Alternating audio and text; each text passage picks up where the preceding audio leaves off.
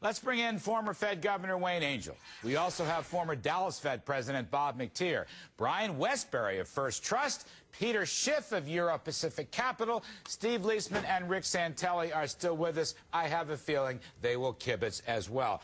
Wayne Angell, at the beginning of the day, from what I gathered, you wanted to see the Fed keep their target rate at 1%.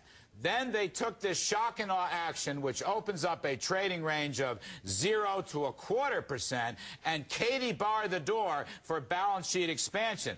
Now I hear you favor the Fed. You've swung from one end to the other in a mere one day. What's up with that, Wayne? Why have you changed your mind? Well, I've changed my mind because the Fed finally got its act together and is focusing on what it needs to focus on. That is, when you see 30-year debentures of Fannie Mae trading at 3.86%, and you see the prime rate coming down, then you've got the Fed out there focusing and working in a way that is going to help turn around this housing deflation Wayne period. Angell, you used to be the single biggest inflation hawk in the history of America, for heaven's sakes. You were a commodity price rule watcher. Gold, CRB, grains, metals. Now, I know commodities have had a nasty plunge, as has gold. But what we're seeing in the last couple of weeks, in advance of this Fed shock and awe, is a rebound. Commodities are up, gold is up, and the dollar, which have been improving for many, many months in the spring and summer, is now tanking. It took Rick Santelli's breath away after the Fed announcement to see how much the euro rallied against the dollar. Wayne, these are your own disciplines turning against you. Why are you still defending the Fed? Well, because you're misreading them, Larry. We've got core commodity prices, and we've got overall commodity prices are still down 27% year over year. All right. That doesn't change. So we've got headline inflation numbers reported this morning at 1.1%.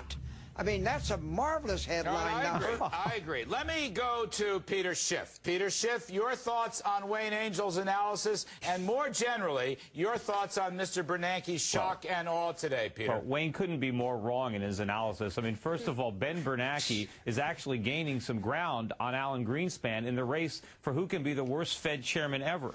You know, you're not going to revive the economy by creating inflation. You're going to kill the economy. You know, the fact that commodity prices have come down, that's a temporary factor associated with deleveraging. Consumer prices have come down a bit because you got a lot of going out of business sales. You got a lot of inventory being liquidated. But the inflationary pressures are building, and they're building fast. The dollar is dropping like a stone. By next year, you're going to see commodity prices going through the roof again, consumer prices going up, and this inflation genie is going to be so far out of the bottle, there's going to be no way the Fed can rein it back in. Hang on, Peter. I got two more voices to get through real fast. Bob McTeer. All right, you heard Peter Schiff, and you heard Wayne Angell. Who was right in your judgment, Mr. McTeer?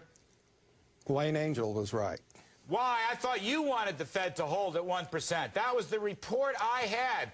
You guys flip-flopped during the course of the day. Why is this? Let me explain. When I thought that the Fed funds rate would be the only game in town, I didn't see the point. But when they packaged it up with all the rest of that, it became a beautiful package. What, buying everything that moves? The Fed's going to buy everything that moves, right? Mortgages, consumers, treasury bonds. Nobody else is. We used to say if it moves, tax it. If it moves, regulate it. Now you're saying if it moves, the Fed should buy it. If it moves, buy it. Nobody else is buying.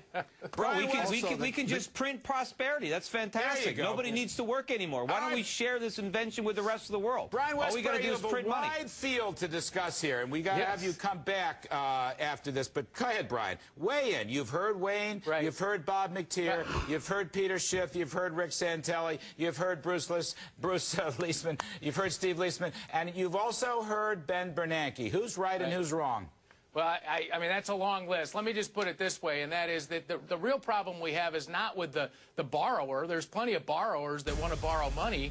It's with lenders, and it's very, very difficult for people to lend money when interest rates are so low and risks are so high. So I never have figured out how we can cut interest rates and make lenders happier about lending. That's not going to help the economy. You know, sometimes, Brian Westbury, when I think about this, I lean back and I close my eyes and I just try to meditate and cogitate on what we have: a zero interest rate from the central bank and an unlimited expansion of the balance sheet, which they pledged today to expand even more.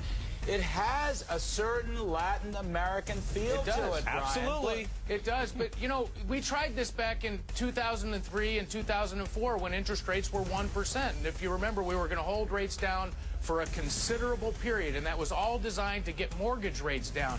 And what we ended up with is a housing bubble. And so I'm not quite sure why we're trying to follow the same policies that got us into the housing bubble in the first place. It doesn't make sense. We got to get out. Stay right where you are. We're now officially a banana republic. Right where you are, please. We got much more work to do. CNBC Report's coming right back after this. This is a controversial topic. I don't want to be the Grinch to steal Christmas, but I have my doubts about today's Fed. Very much, Adam. We're back with Wayne Angel, Bob McTeer, Brian Westbury, Peter Schiff, and waiting in the wings, Steve Leisman and Rick Santelli. Mr. Santelli today gasped on the trading floor as the dollar hemorrhaged against the euro as the Fed came in with its most dramatic pump priming probably since, I don't know when, the middle 1930s. Anyway, Peter, I want to go to you, Peter Schiff. We used to have a saying in the trading room of the big firm I used to work for. I might add that firm is no longer in business. This was many years ago. I used to call it palm trees growing on the trading floor as the Fed was pumping out large quantities of money. And, Peter, I want you to respond to this because I want to ask Wayne Angel and I want to ask Bob McTeer when the last time they went to Argentina, because that subject interests me a lot. Meanwhile, on the full screen, we're going to put the Fed's balance sheet, Reserve Bank credit, we're going to put the monetary base, and we're going to put M1, just to let people see the degree to which we have expanded the money side.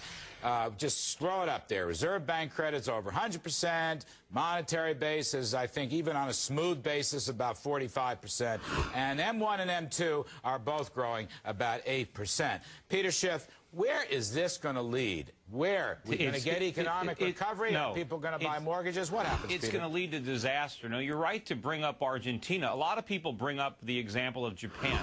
We're not going to follow in Japan's footsteps. They're a wealthy creditor nation. They have a high savings rate. They had a trade surplus. We're going to follow in the footsteps of Argentina. So if you want to look at America's future, go look at Argentina's past. This is what is going to happen. You know, all we're doing is creating money. Asset bubbles have burst. Real estate prices have to fall. Companies have to fail. This phony service sector economy has to be allowed to unwind. We have to let the free market function. If the government simply tries to manufacture savings out of thin air and get people to go deeper into debt to buy more products that we can't afford, they're going to destroy our currency. Look at that chart of the dollar. Peter, why do you think that the very distinguished Bob McTeer and the very distinguished Wayne Angel don't agree with you? Where's the disagreement? Look, they've been wrong for years. You know, they didn't see this train wreck happening. It was right in their face. You know, I've seen this disaster. I wrote a book about the coming economic collapse. So they haven't understood these dynamics. Let me get a response. Let me get a response. Wayne Angel, please respond to Peter Schiff. Well, that's just sheer nonsense. The fact of the matter is